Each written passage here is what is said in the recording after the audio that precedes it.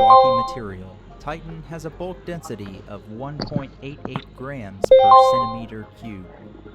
Its hydrous silicate core is about 3,400 kilometers in diameter. Surrounding the core are several layers of different crystalline forms of ice. A liquid subsurface ocean composed of water and ammonia is found under the crust. This is possible due to heat and pressure within Titan's interior, and to some extent tidal forces from Saturn, which combined produces enough heat to sustain liquid water below its surface. Above the subsurface ocean is a thin water ice crust. On Earth, the crust sits on top of the upper mantle, which is made up of hot, high-pressure rock that slowly flows over long periods of time, causing land masses to shift as they have since the time of Pangaea. On Titan, however, surface features shifted by 30 kilometers over a period of only 2 years. This indicates the crust of Titan is not attached to the interior. Instead, it actually floats atop a global ocean. Like Europa and Enceladus, scientists believe the conditions for life could exist within this subsurface ocean layer. Here on Earth, we find life thriving around hydrothermal vents in the deepest parts of the ocean where no sunlight penetrates. So it's not hard to imagine that life could be thriving within Titan's subsurface ocean. But that's only one potential for life on this planet-like moon.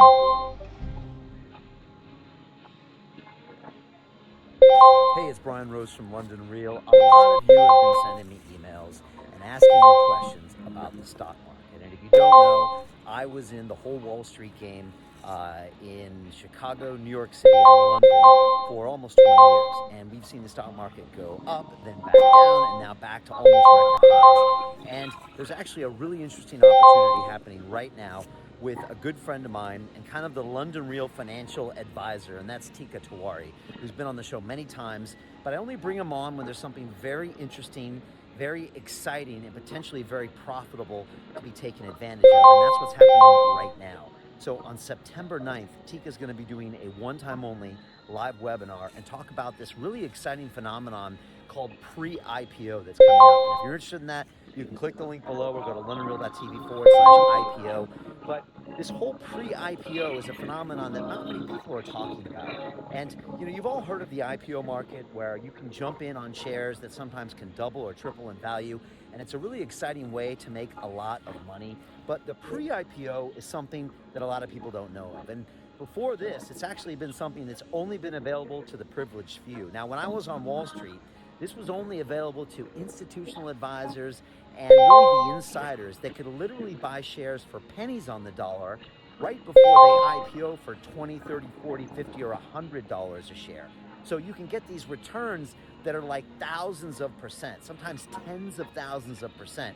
A lot of people used to get excited, oh, I doubled my money on an IPO, but the insiders are laughing all the way to the bank when they made 1,000 times on their money.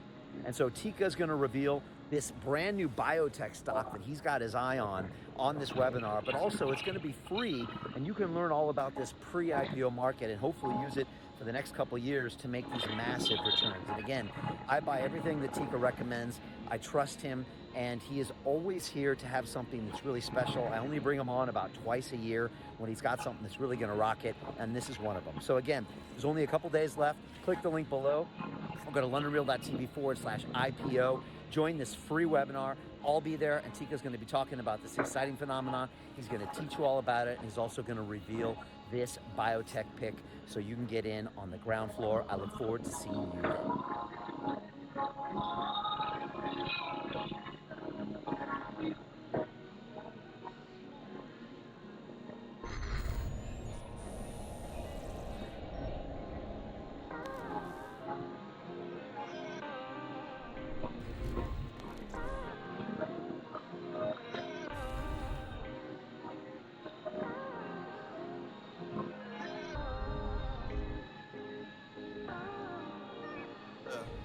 Вечер куражится до зари. Если кто-то рядом, мне не с руки, она чья-то. Жажда чьей-то любви. Чувства мои от страсти горят.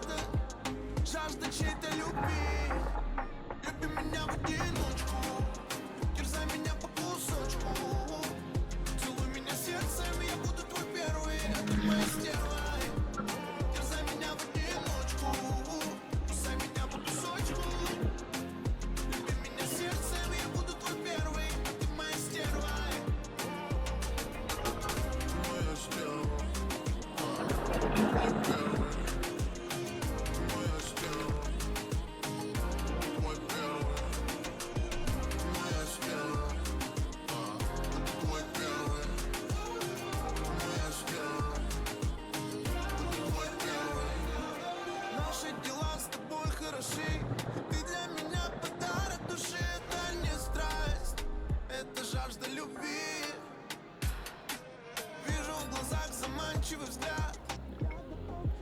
Повторять это не страсть, это жажда любви. Не такой, а другой, ты не такая. Может быть, полюблю, не уступая.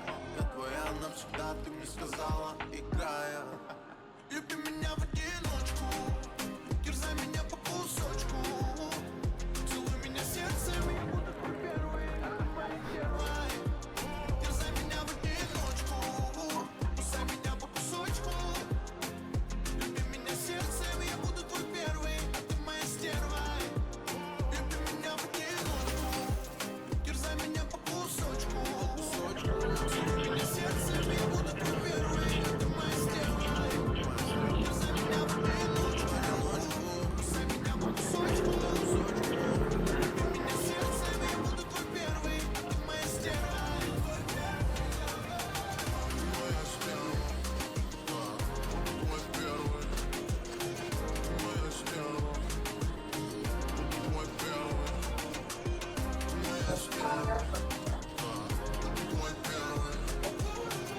Моя стерва, твой первый.